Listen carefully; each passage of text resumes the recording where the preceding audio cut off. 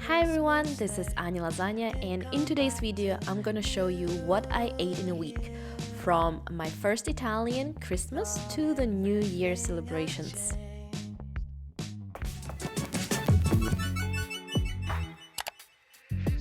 Okay, so the first day was actually not Christmas but Christmas Eve. And we started with some tramezzini sandwiches and spritz in the main square of the town.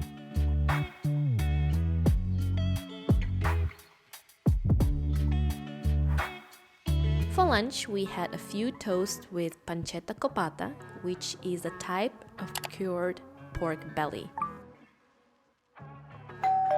And then we had risotto, and I've tried this dish many times before, but this was my first time trying risotto with onions and prosecco. Here we have some salad on the side.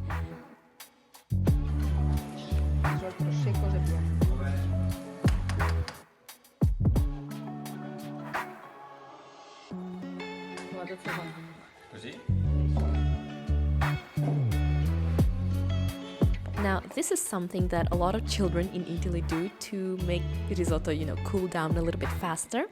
The taste and aroma of the prosecco was actually much stronger than I had expected, but it was still very delicious. Now, did you know that people in Italy eat seafood the day before Christmas? My brother-in-law and his family spoiled us with some amazing seafood, and honestly, I wish I had known. But I didn't know, so I brought my Russian salad called olivier. We had that salad and salad with octopus, the softest octopus I've ever tried. Then we had these gigantic scallops, which were baked with breadcrumbs. They were very soft and delicate.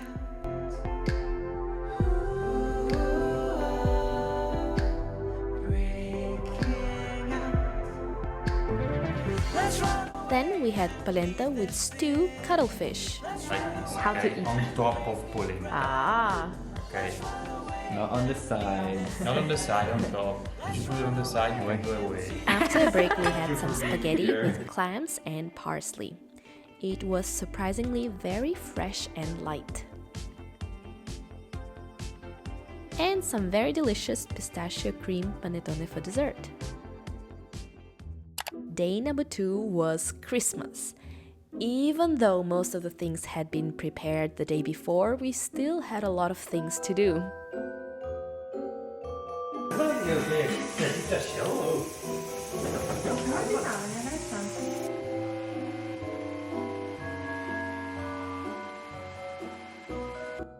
So my father-in-law made some homemade mayonnaise. I made another Russian salad, this time not olivier, but the one with corn and crab meat.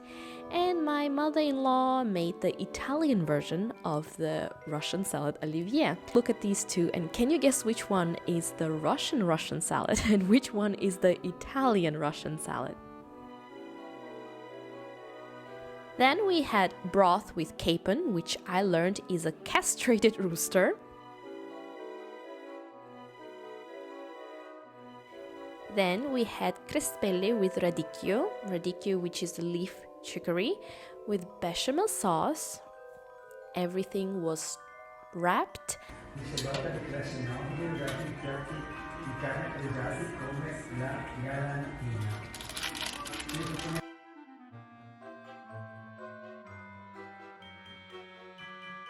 Topped with Parmesan cheese and crushed walnut.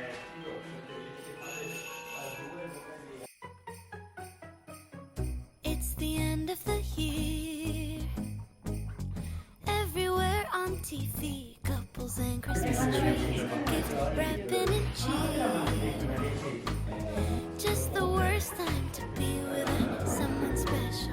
In all the movies there, kissing in the snow, holding hands and mittens, baking together in home like the movies when I'm walking in the snow. So for the appetizers, we had the various types of salads and a salmon pie in a puff pastry.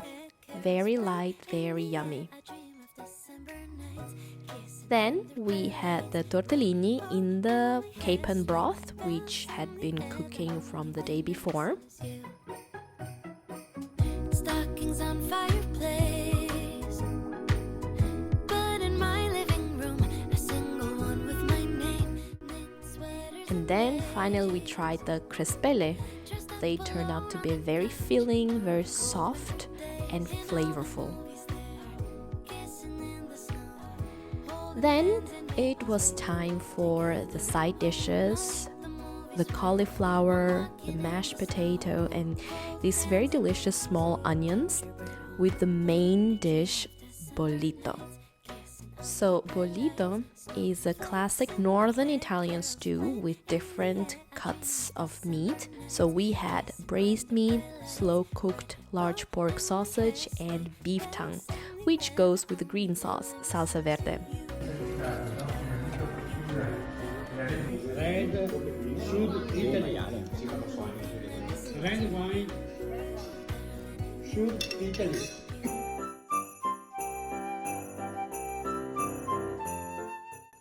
Then we got some home-baked cookies from our nephew. Bellissimo. Wow! Hai fatto tu? Posso dargli un abbraccione? And some panettone and pandoro, which is another traditional star-shaped cake/bread for dessert.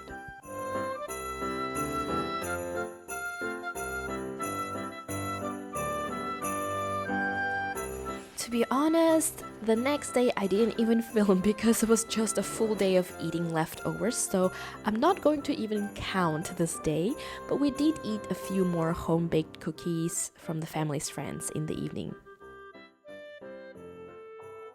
Day number 3 started with leftover tortellini in broth and pasta with ragu for lunch.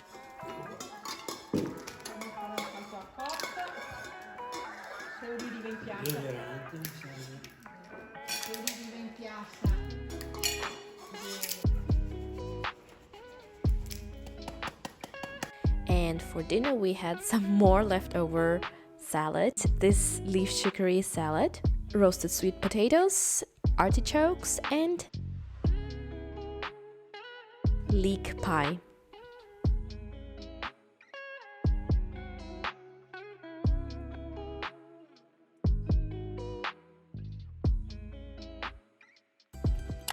On this day, we decided to go to Padova, so stay tuned for a tour around the city in the future.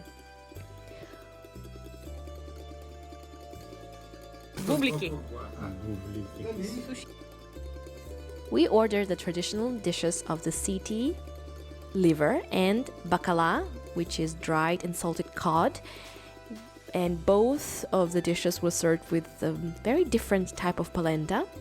To be honest, I'm not a huge fan of this type of polenta because of the texture, but the sauce with the cod was delicious and I loved the liver.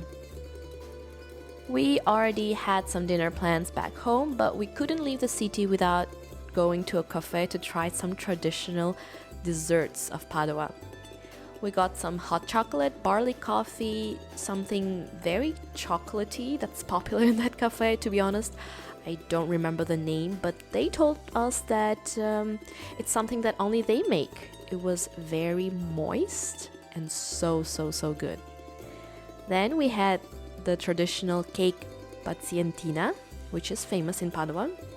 It was also very moist and tasted kind of honey.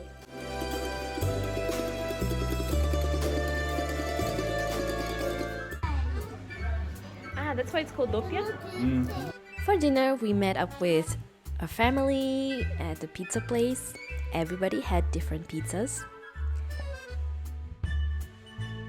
Something that was absolutely amazing to me when I first came to Italy was the fact that even babies get their own separate pizzas, and they usually finish them. Of course, Tom and I shared our pizzas like we usually do, and this is what you see. And then for dessert, we had some amazing tiramisu. It was very fatty and creamy, but still very light and not too sugary. Day number 5 was spent in yet another town, Trento. We start with some coffee because we needed to go to the bathroom. This is a town full of Christmas markets. In the first one, we had mulled wine, or in Italian, vin brûlé.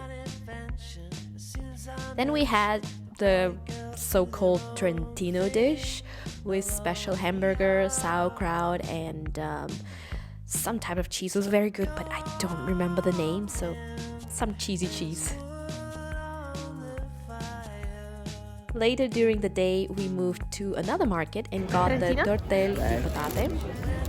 And this is with, that's a lot of tartar. And this is a normal vin brûlée and mela. Which is a potato patty wrapping different stuffings. So we had one with speck and the other one with tartare of salada meat, which is a typical Trentino area meat. And then we finished off the day with a quick aperitivo. On Friday before the New Year's Eve, we decided to spend the whole day in a thermal spa in the mountains, and it was amazing. After some time of swimming, we had some refreshing tea, ? I don't know what it was, but tasted like rose water. In the afternoon, we got the buffet with salad bar.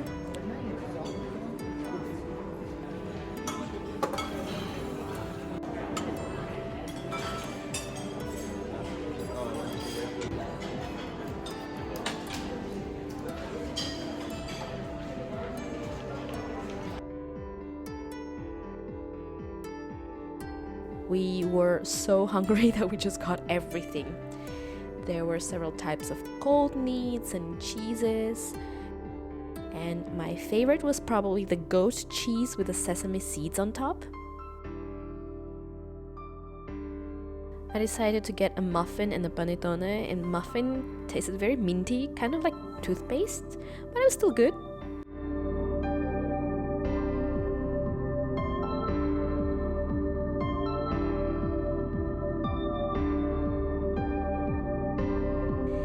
Then, in the evening, we got an aperitivo.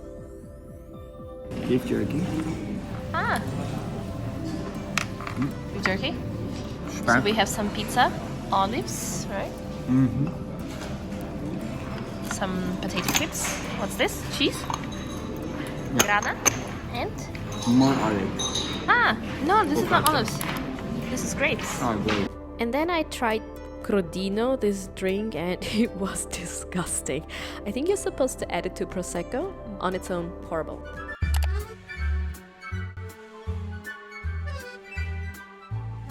And last day of the year and of the full long week, we decided to start in style.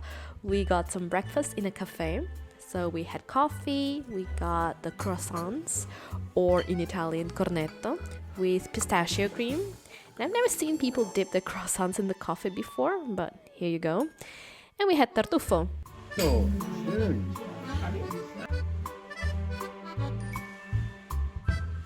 For lunch, we ran to a brunch place.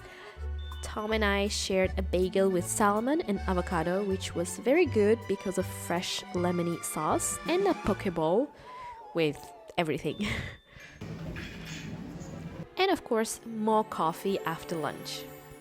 In the late afternoon, we came back home, had some tea, and then started preparing the main meal. My friend started with some tiramisu with a very, very secret ingredient.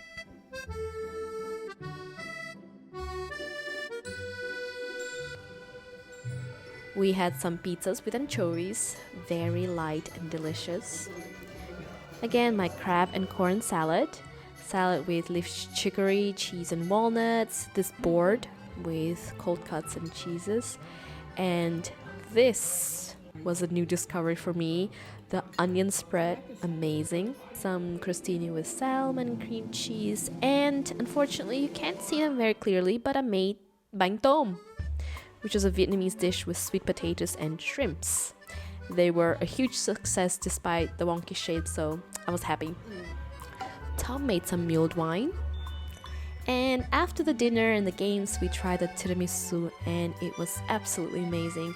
So light that everybody devoured huge slices immediately. So at that point we were all so full, and I thought that that's it, we were done with eating, but I thought wrong. Because after all the games, celebrations and partying,